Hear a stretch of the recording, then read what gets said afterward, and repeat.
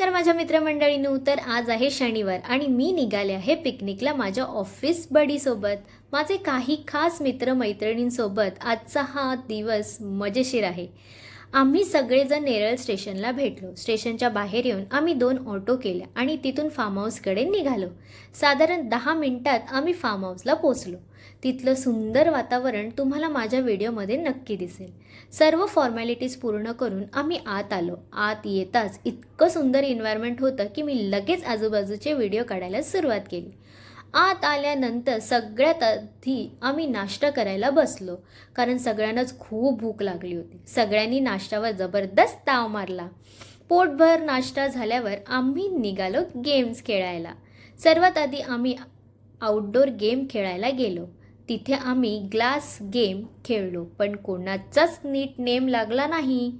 आमचे रोहित आणि Darsheel sir cricket खेळतात, पण तरीसुद्धा त्यांचाही नेम लागला नाही. नंतर आम्ही रिंग गेम खेळलो. तिथेही खूप ट्राय केलं, पण एकही कॅडबरी जिंकता आली नाही. कोणाचाच नेम लागत नव्हता हो.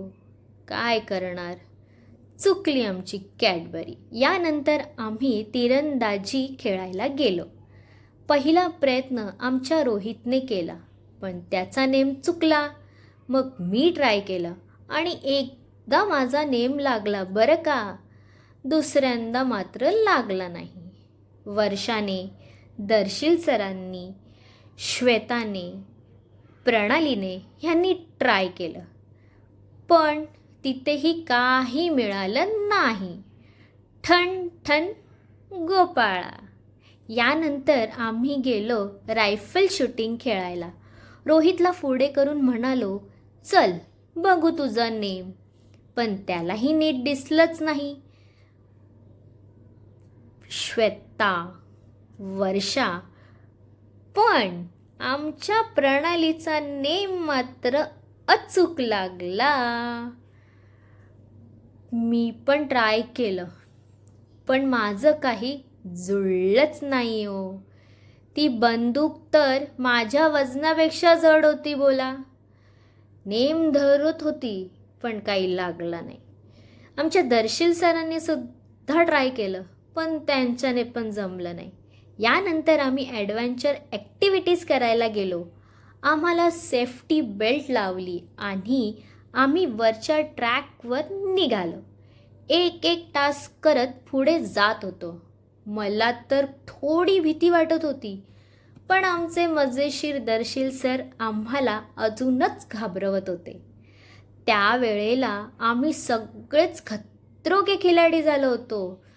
जर तिथे रोहित शेट्टी असते तर कदाचित आम्हाला शोमध्ये घेतलंच असतं. एक टास्क पार करत करत आम्ही पुढे गेलो. वर्षा तर खूप फास्ट पुढे जात होती आणि आम्ही तिच्या मागे मागे जात होतो.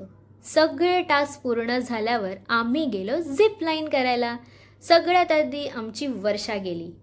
नंतर श्वेता थोडी घाबरली, पण शेवटी मजा घेतली. आमची ब्रेव गर्ल प्रणाली तर एकदम बिंदास गेली आणि तिच्या मागे मी गेले. सुरुवातीला मलाही खूप भीती वाटली, पण गेल्यावर खूप छान फिलिंग आली. नंतर आमचे मजेशीर दर्शील सरसुद्धा माझ्या मागून आले. त्यांनीही खूप मज्जा केली. खरं झिपलाईनमध्ये तर खूप मज्जा आली आम्हाला. आतली भीती निघाली. यानंतर आम्ही म्युझिकवर जोरदार डान्स केला. मग इंडोर गेम्स खेळायला गेलो. तिकडे लुडो, चेस, कॅरम आणि पोल आम्ही सगळ्यांनी खूप मज्जा केली. खरंच हे गेम्स पाहून लहानपणीची खूप आठवण आली. तिकडे सुद्धा आम्ही सगळ्यांनी खूप मज्जा केली. मी सुद्धा पोलमध्ये अशी काठी धरून त्या बॉलला मारण्याचा प्रयत्न करत होती. अरे रे रे रे, एक बॉल माझा गेला आणि रोहितने टाळ्या वाजवल्या. वा वा, रोहितच्या चेहऱ्याची खुशी काय बघण्यासारखी होती. मग आली रेन डान्सची वेळ. पाण्यात नाचताना इतकी मजा आली की सगळा ऑफिसचा स्ट्रेस जणू वाहून गेला. आम्ही इतके झिंगलो होतो की आजूबाजूला कोण आहे हेही लक्षात नव्हतं. दारू न पिता केलेली मजा ही आमची. समजलं का मंडळी? नुसतं दारू पिऊन झिंगायला नाही होत. मित्र असे असले, मैत्रिणी अशा असल्या की आपोआपच एकमेकांचं सूत मात्र जुळतं.